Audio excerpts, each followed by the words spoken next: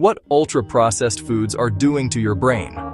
What if the most significant effect of ultra-processed food isn't on your waistline, but on your brain?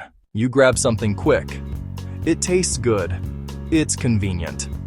Later, you feel slightly foggy, a little less sharp, maybe more irritable than expected. You don't connect it to what you ate, but your brain might.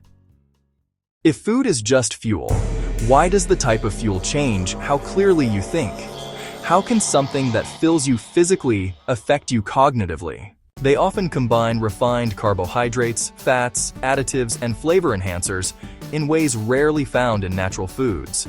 These combinations rapidly influence glucose dynamics, insulin signaling, inflammatory pathways, gut microbiome composition.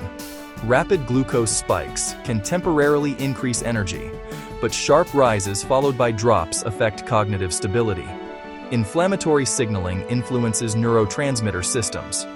The gut microbiome communicates with the brain through neural and chemical pathways. The brain doesn't just respond to calories, it responds to metabolic signals.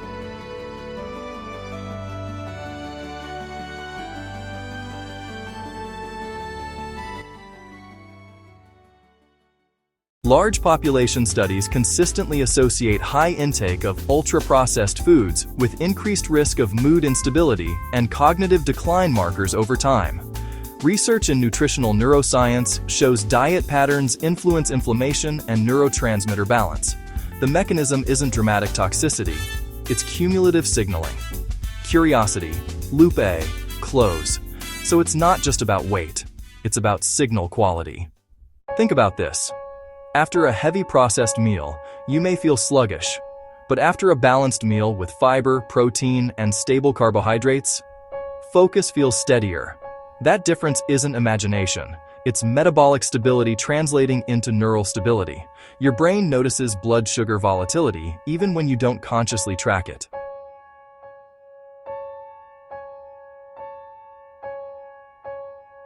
Curiosity loop B, open, but glucose isn't the only variable.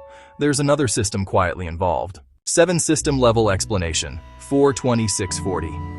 The gut microbiome plays a major role in brain signaling.